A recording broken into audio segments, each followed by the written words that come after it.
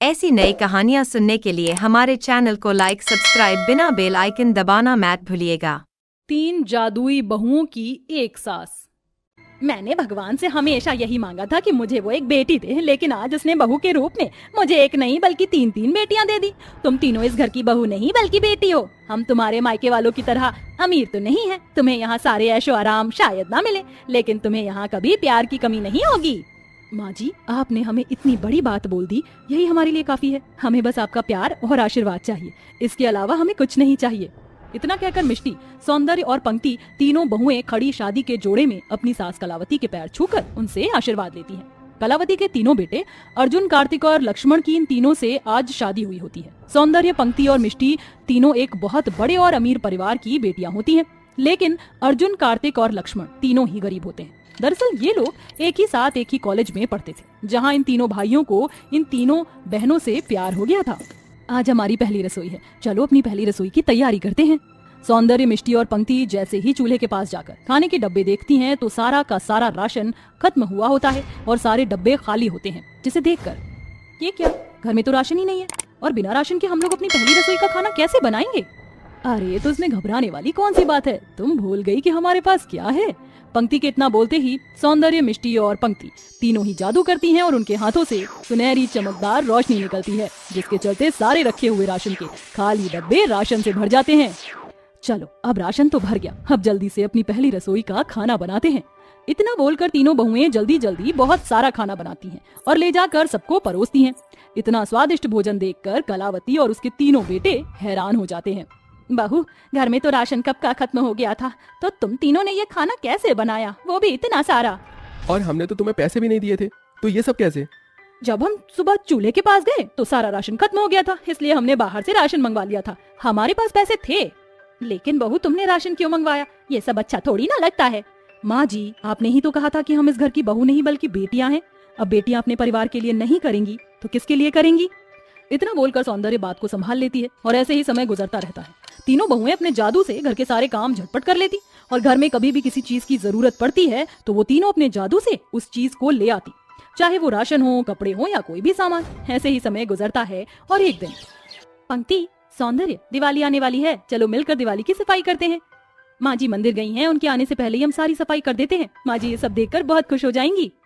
हमें सफाई करने की क्या जरूरत है, हमारा जादू है ना, हम अपने जादू से उसके बाद दिवाली का सामान भी ले आएंगे। इस बार माँ जी और हमारे पति खुशियों भरी दिवाली मनाएंगे।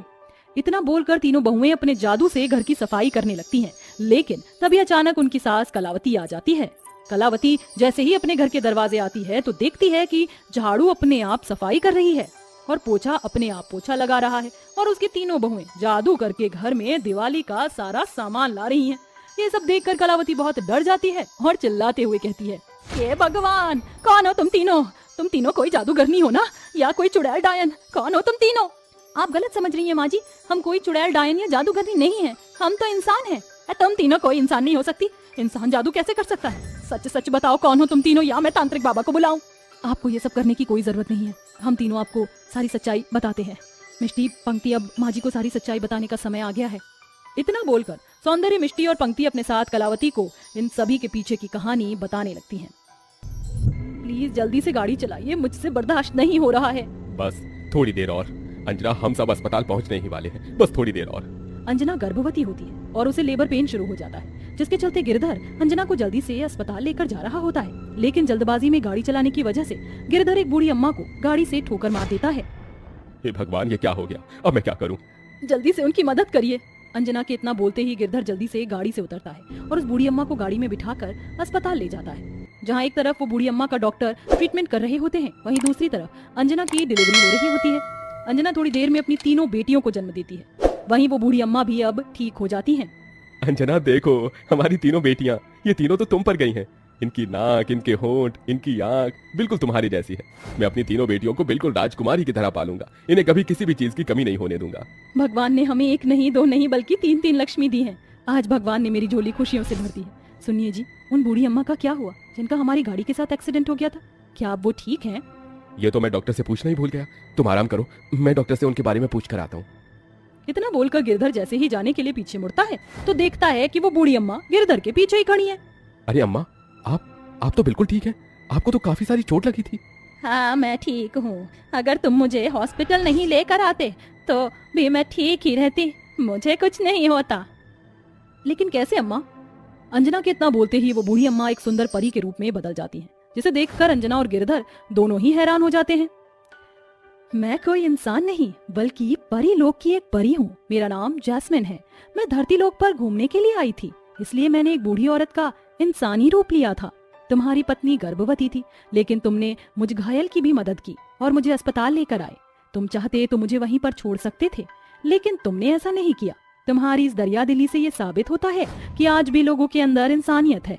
इसलिए आज मैं तुम्हारी इन तीनों बेटियों को एक वरदान देना चाहती हूँ, और वो वरदान ये है कि इन तीनों के पास आज से जादुई शक्तियाँ होंगी और ये तीनों जादुई शक्ति से हर किसी की मदद कर सकती हैं।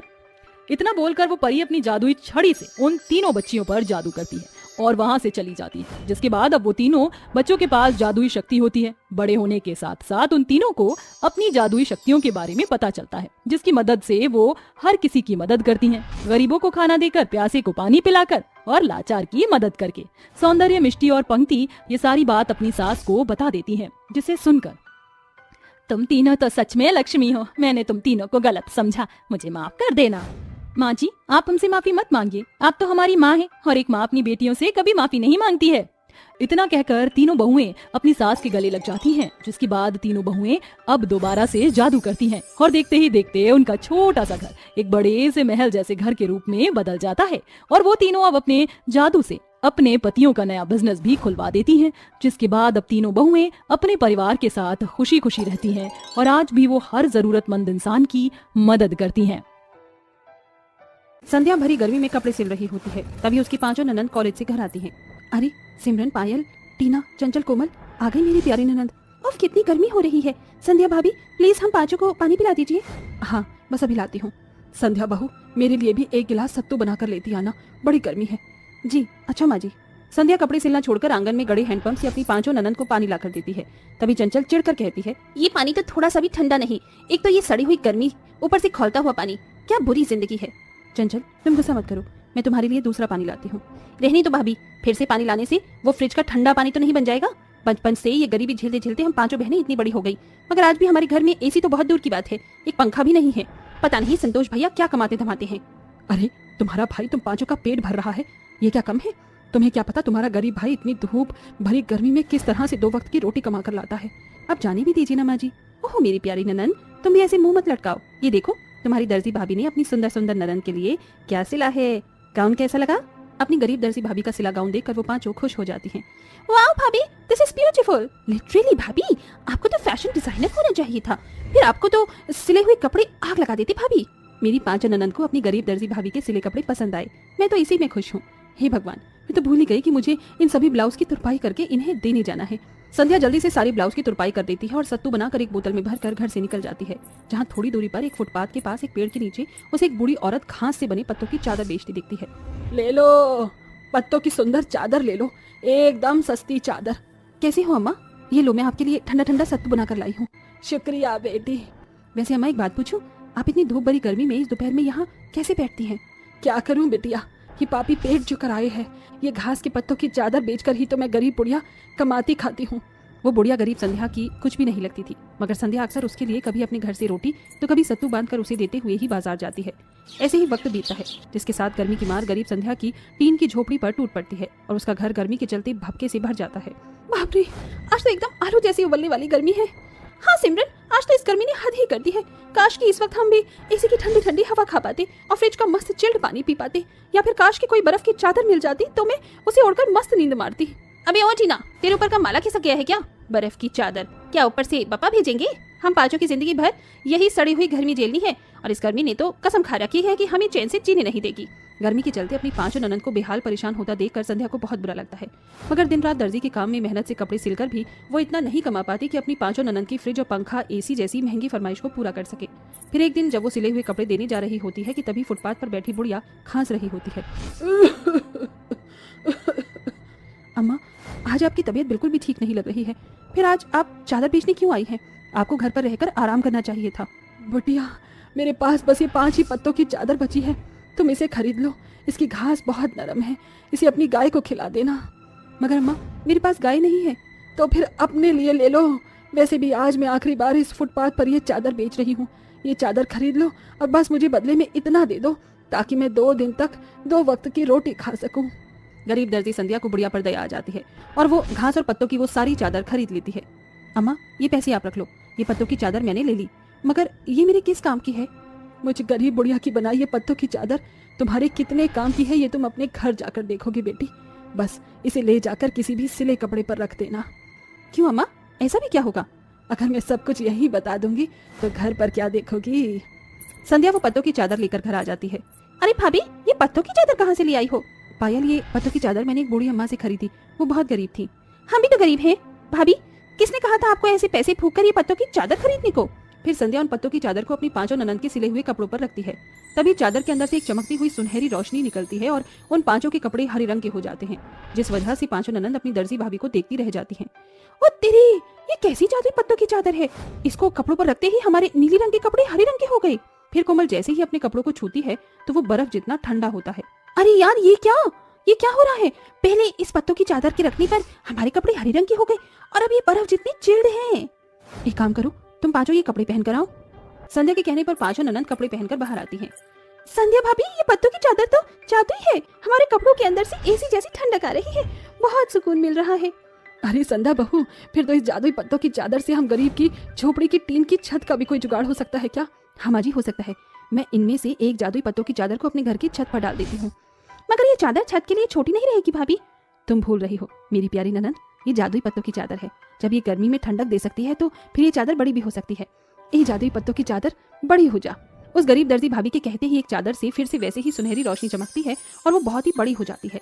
इसके बाद ननद भाभी मिलकर अपनी झोपड़ी की टीन वाली टूटी फूटी छत पर उसे लगा देते हैं। इसके बाद गरीब ननद भाभी के घर की गर्मी और भपका ठंडक में बदल जाता है। क्या बात है, इस जादुई पत्तों की चादर ने तो एसी को भी फेल कर दिया। हाँ पायल, ये सब कुछ सिर्फ और सिर्फ हमारी दर्जी भाभी के कारण ही हो सका है। हम तो अभी भी गर्मी में आलू और अंडे की तरह उबल रहे होते। पायल की इस बात पर सभी मुस्कुरा देते हैं। जादुई पत्तों की चादर के आ जाने से गरीब दर्जी संध्या के घर की खुशियां लौट आती हैं। वहीं धीरे धीरे लोगों को भी ये पता चलता है, जिसके बाद उस गरीब दर्जी भाभी के घर ठंडक के चलते कपड़े सिलवाने वालों की लोगों की भीड़ लगी होती है। उस गरीब दर्जी भाभी के घर ठंडक के चलते कपड़े सिलवाने वाले लोगों की भीड़ लगने लगती है। अरे कहने वाले ने एकदम ठीक ही कहा था, एक गरीब के घर में इतनी ठंडक है। अच्छा सुनो संध्या, मुझे ना ये 4 ब्लाउज और 8 सूट सिलवाने हैं, मगर इसे पहनकर ठंडक तो मिलेगी ना? हाँ सुना, बिल्कुल। इस दर्जी के सिले कपड़े में तुम्हें गर्मी के मौसम में भी दिल्ली जैसी सर्दी मिलेगी। अब ये गरीब दर्जी भाभी लोगों के लिए ऑर्डर को सिलने में लगी रहती है, जिसमें उसकी 5 ननद भी उसकी पूरी मदद करती हैं। सारे कपड़े सिल गए हैं, अब बस इसे इस जादुई पत्तों की चादर की मदद चाहिए होगी। फिर संध्या सारे सिले हुए कपड़ों को जादुई पत्तों की चादर पर रखकर कहती है, ये जादुई पत्तों की चादर, मैं चाहती हूँ इनमें से किसी भी कपड़ों का रंग न बदले, बस इसमें अपनी ठंडक भर दो। ऐसा कहते ही उन पत्तों की चादर से एक सुनहरी रोशनी चमकते हुए कपड़ों में समा जाती है और वो बर्फ जितने ठंडे हो जाते हैं, जिसके बाद बढ़ती गर्मी से बचने के लिए लोग संध्या के कपड़े सिलवाते हैं, जिससे